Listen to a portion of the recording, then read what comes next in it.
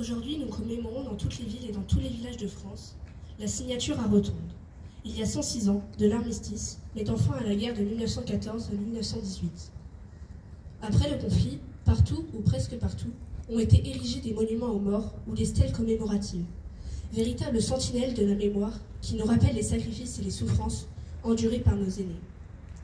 La majorité de ces lieux de mémoire ont été réalisés dans l'immédiat après-guerre, et souvent à l'initiative d'anciens combattants survivants.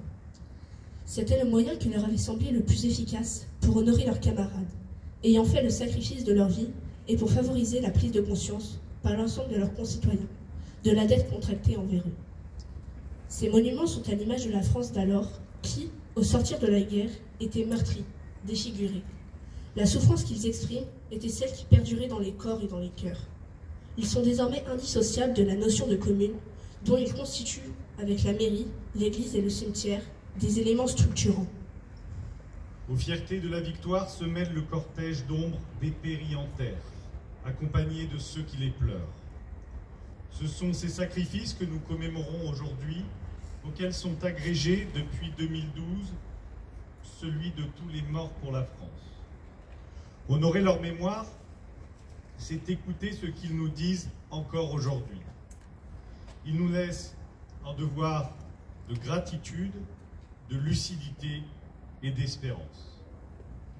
Le devoir de gratitude, c'est tout simplement se souvenir du sacrifice de ces jeunes hommes, habités des promesses de la vie, qui ont consenti à tout donner pour que la France demeure.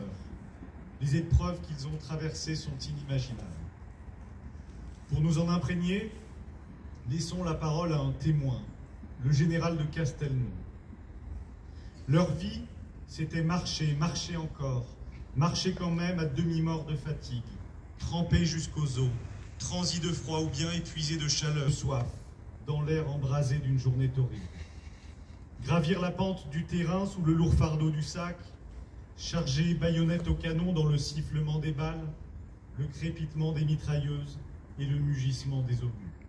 Combattre le jour, combattre la nuit, veiller toujours, mourir obscurément dans le sillon dans la bourre. Le devoir de lucidité, c'est de ne pas oublier que 21 ans après que les canons se fussent tus, il a fallu reprendre les armes en 1939. La conjonction de la lâcheté et de l'aveuglement ont transformé la der des der en armistice de 20 ans, pour reprendre les mots du maréchal Foch. À l'heure où la tragédie de la guerre a fait son grand retour en Europe, à l'heure où certaines puissances remettent en cause tous les fondements de l'ordre et du droit international, ceux de 14 et ceux de toutes les guerres nous murmurent de continuer à défendre la paix. Le devoir d'espérance, c'est de ne jamais douter des ressources de la France pour venir à bout des défis qui se présentent à elle. La guerre change de visage, mais de génération en génération, les soldats de France demeurent animés de la même volonté de défendre l'honneur et la patrie. En cette année du 80e anniversaire de la Libération, souvenons-nous des soldats du commando Kiefer qui ont foulé les plages de Normandie le 6 juin 1944. Souvenons-nous des soldats de la première armée de l'Âtre qui ont débarqué en Provence, de ceux de la 2e division blindée du général Leclerc qui, depuis le désert à Koufra, sont remontés jusqu'à Strasbourg pour la libérer et accomplir leur serment.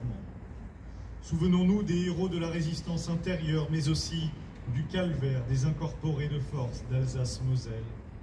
Souvenons-nous du courage des parachutistes de Dien Bien Phu, de celui des soldats qui se battent en opération extérieure, et notamment ceux du Liban, qui y défendent la paix depuis 1978. Comment ne pas voir que ces combattants ressemblent comme des frères aux poilus de 1914. Au fil de notre histoire, les soldats morts pour la France, ceux tombés pour le service de la nation ou pour le service de la République, nous disent les pérennités françaises. Toujours, nos armées sont là pour accomplir la mission. C'est pourquoi, réunis au pied du monument aux morts, élus anciens combattants de toutes les générations du feu, nous ne sommes pas seulement la garde des bains, nous sommes d'abord les sentinelles du vivant. Vive la République et vive la France. Au mort.